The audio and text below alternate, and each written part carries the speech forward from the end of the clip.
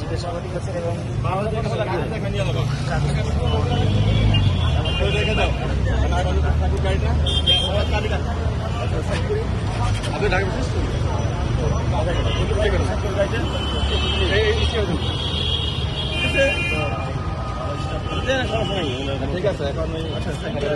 Walton BLDC fan, খরচ বাঁচে 65% পর্যন্ত। ওয়ালটন বিএলডিসি ফ্যান ছড়ায় স্বস্তির সবুজ হাওয়া।